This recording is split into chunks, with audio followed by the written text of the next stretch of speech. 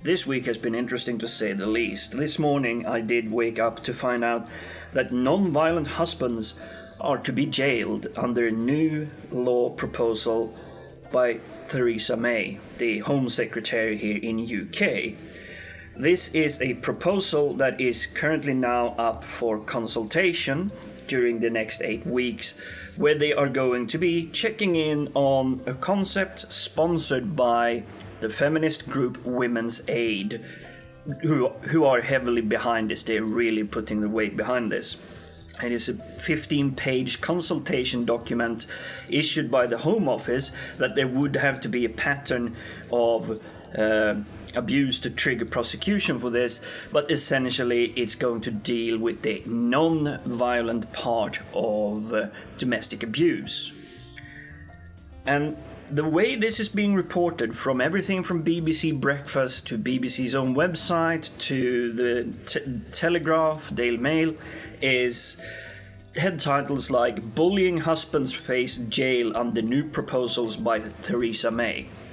And this is the same wording all over the place. And it disgusts me so much when we have seen the violence is violence adverts, where we see that on the one thing where we would want zero crime to happen is the one area we as humans, both men and women, are the most equal, and it's domestic abuse, it's violence against each other. With up to 40%, if not more, of the victims of domestic abuse being reported as men. Now, this article that I'm taking this news from is claiming that 15% of the victims that do file are men, that actually report domestic abuse crimes are men. And they do admit it in a very, very tiny paragraph that this will also affect women, but they brush it away so damn quickly, it's just insane. It's frustrating, this feministic ideology that has dug its claws so deep in that we still have to protect the women. We still have to be focused that it's only the women, and the women can't do these crimes. But I think this is a good law that it will try to get in. I know it will be aimed at men because it's, as far as I can tell, only women and feministic organization standing behind this. But I think they have missed a very, very crucial part of this. The extreme majority of non-violent domestic abuse crime is done by, you guessed it, women. Men have that quick reaction, the quick anger that just fleets away in no time at all. But women use manipulation, social manipulation. They use verbal abuse, verbal communication to get their violence across. The only difference between the two crimes is the non-violent one, such as verbal abuse, doesn't leave any trace that you can see. It can leave traces of people being very downtrodden. But I'm gonna go through here why they want to sell this new legal proposal that doesn't really add anything except saying that husbands that are non-violent are to be sent to jail. And they are putting in a very extreme and a gruesome story that unfortunately is nothing but the woman's own fault. And I'm gonna have to scroll through this story here so I actually get it correctly, because I want to read this verbatim so that we get the correct details. Oh, I must correct myself in my own video here. The article is actually saying it's not 15%, it's 16% of men who admit to being victims of domestic abuse during their lifetime, which is compared to 30% of women. So just imagine that it's getting closer to 20% of men who admit that they are victims of domestic abuse. I have a feeling that both of these statistics, 16% for men and 30% for women, is well underrepresented. I have a feeling there's lots more, because we as humans despite all our best efforts, are really not that nice and not that pretty to look at.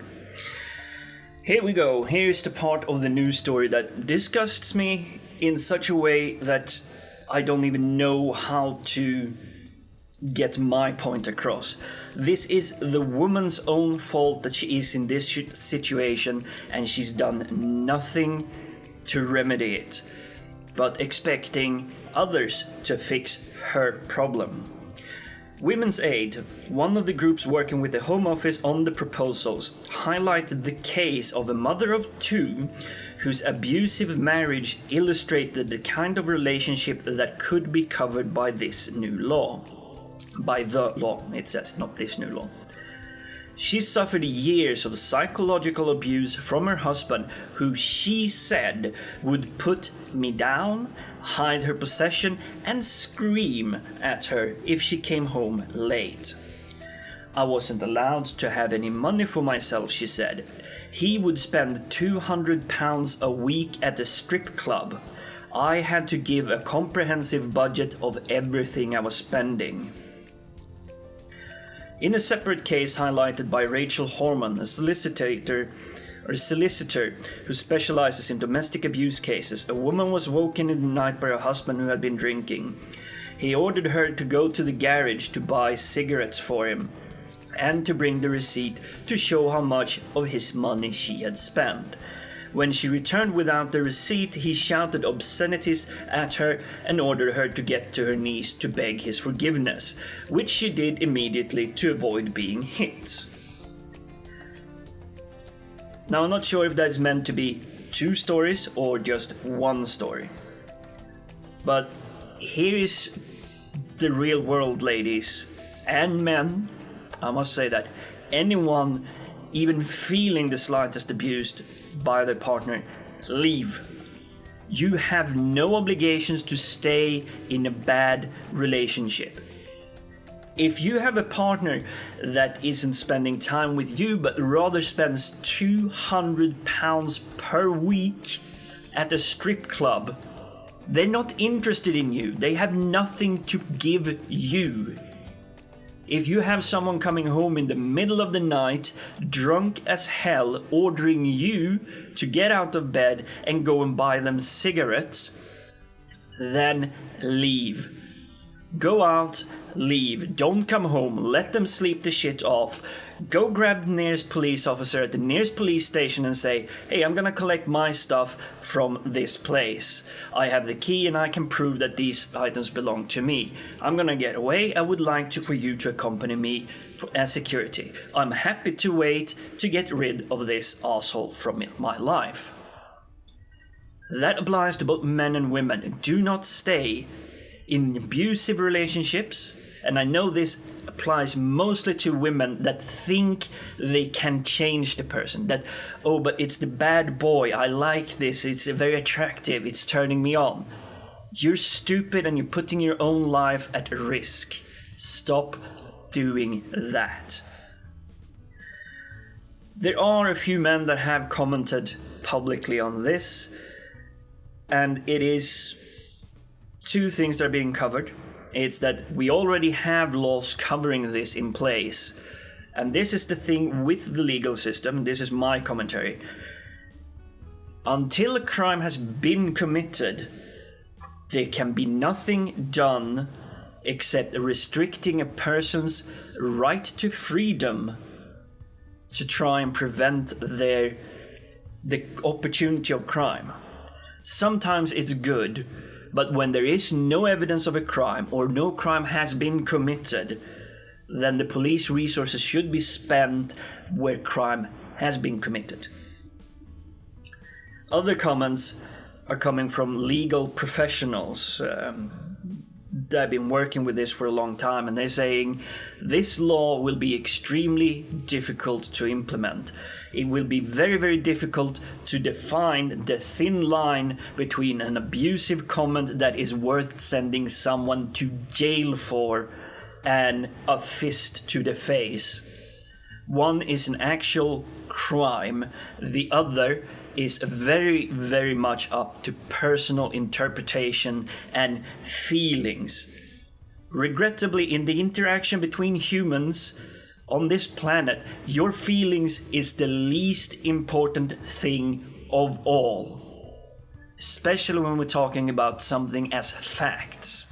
Especially when we're talking about something like knowledge. Especially when we're talking about communication. Feelings is nice to have and it makes us compassionate.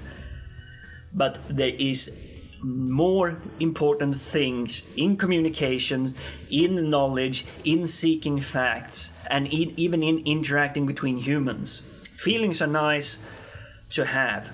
Feelings can sometimes even be good to have, but they're at the bottom of the list of priorities that are more important to have when it comes to dealing with other human beings. And I think it's the feelings that are trapping people to stay in abusive relationships. The reason they go back, despite they've had their sons hire lorries to drag all the properties out of them and driving them halfway across the country, only to find out that within a week the person is back with the abusive person, and they're calling again saying they have been hit in the face again and having bruises all over. I think the feelings are more in the way than anything else when it comes to these abusive relationships. Leave your thoughts in the comments below. The name is Jim. Please subscribe, please like, and do let me know if there are articles out there you wish for me to have a look at and give a comment about. I'll try to keep my videos below 20 minutes in the future, and I think I'm done good with these past two. Until next time, peace out.